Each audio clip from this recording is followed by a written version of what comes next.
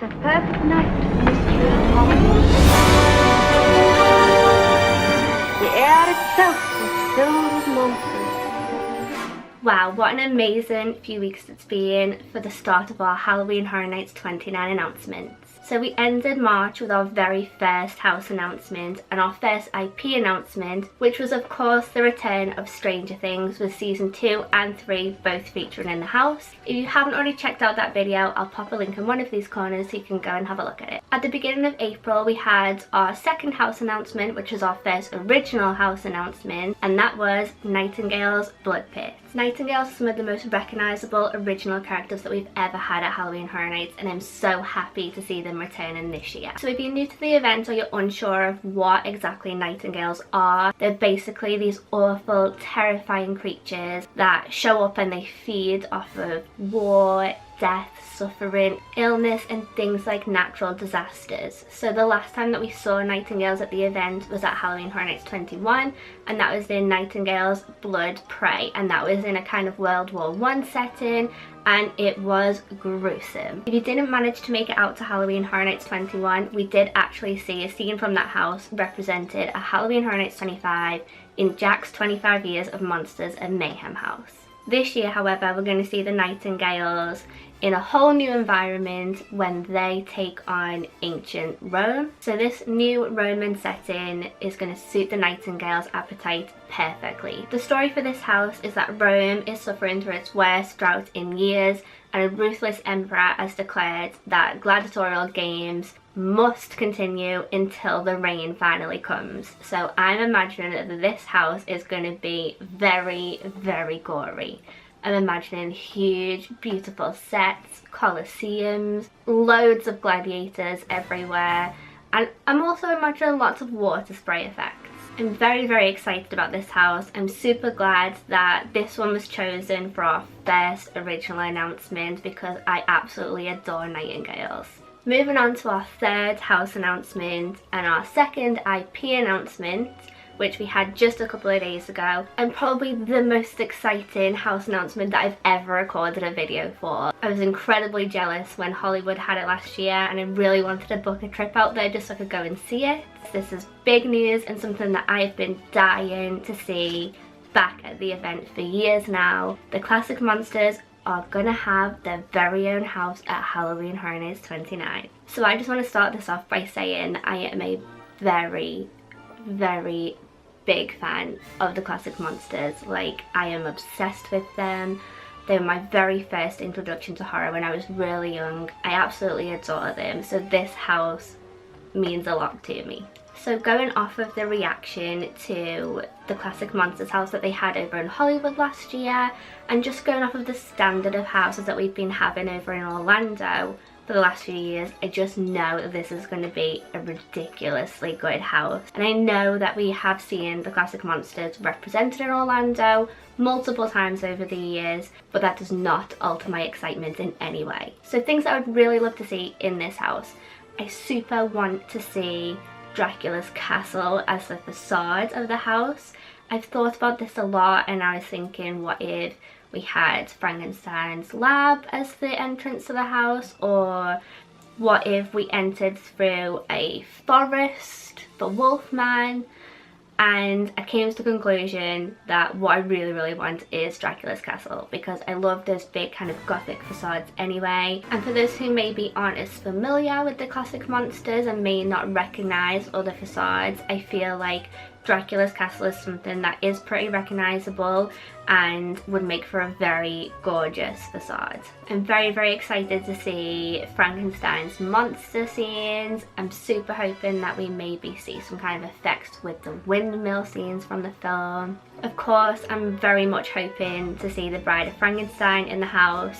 She's one of my favourite characters of all time, and honestly I would 100% apply to be a scare actor just for the chance to play the Bride of Frankenstein in the house, but unfortunately I live in the UK, so I'm unable to apply to be a scare actor. But the part of the house that I'm the most excited about seeing is the creature from the Black Lagoon scenes. So the creature from the Black Lagoon is one of my all-time favourite films. I think that the costume will be amazing. I'm so excited to see how they do the costume. I'm excited to see how the scare actors portray the creature.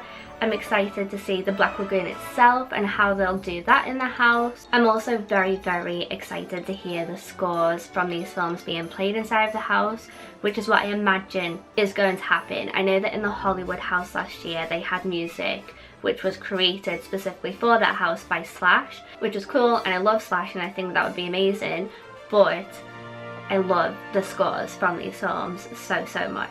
The way that I'm kind of imagining this house in my head is that because none of the films will kind of seamlessly lead on to each other, I'm imagining that we'll maybe have like projectors, I guess kind of like drive-in theatre type projectors, which would show maybe the poster art for each of the films, and then we'd go on to that particular film. Again, another of my all-time favourite films, The Mummy. I love everything about ancient Egypt. Every time that the guys at Halloween Horror Nights do an Egyptian kind of house, I'm always in love with the set design and the props that they use. I think it's something that they do really, really well.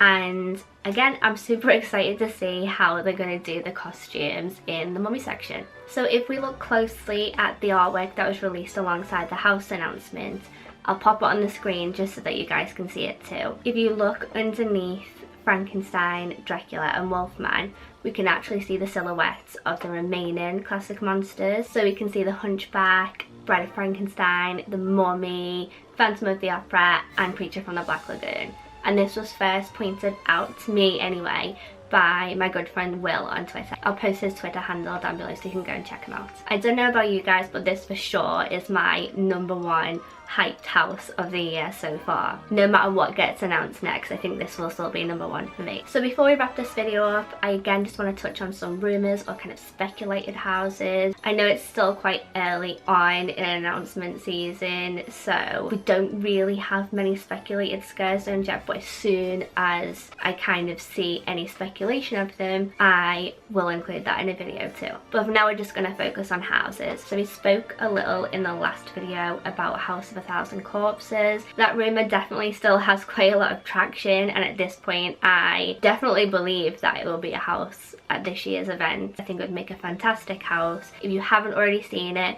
please, please, please go and watch it because it is such a cool film. And when you're watching it, honestly, every 5 minutes you'll be like, that would be cool in a house. Oh my god, that would be amazing. I know I said in the last video that I didn't honestly really believe that Killer Clowns will be back as a house this year, in Orlando at least. But honestly, now I'm kind of starting to believe that it's gonna be. When it was announced for a scare zone last year, I think myself and a lot of other people were like, why a scare zone? This would be amazing as a house. So I'd be very happy to see it. It's not that I was saying it in the last video because I didn't want it. I love Killer Clowns from Outer Space. I just didn't know if we'd get it back again so soon. But then saying that, we had Trick or Treat scare zone and that we had it as a house the next year. Another that I very, very briefly touched on in the last video was Ghostbusters.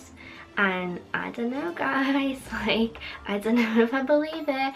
Kind of do, would very much like it as a house, but I feel like it's almost too much of a good rumour to be true. Like, it would be a ridiculously cool house. Obviously not the scariest kind of house, but a cool house nonetheless. I don't necessarily think that even has to be scary. I just would like to experience Ghostbusters as a house. I very much miss the Ghostbusters show that we used to have at Universal, and I think an awful lot of people will be very, very happy to have this house, scary or not. We could also potentially be seeing a section of Slaughter Cinema get its own house this year. I very much like it to be a midnight snack too, but it's not. We're looking more along the lines of a Yeti house, maybe. Just a rumour. So that is it for this video. Let me know in the comments down below what you guys think of the 3 announcements that we've had so far, and any rumours or things that you'd really love to see at this year's event. You can also follow me on Twitter here, and we can talk about all things Halloween Horror Nights.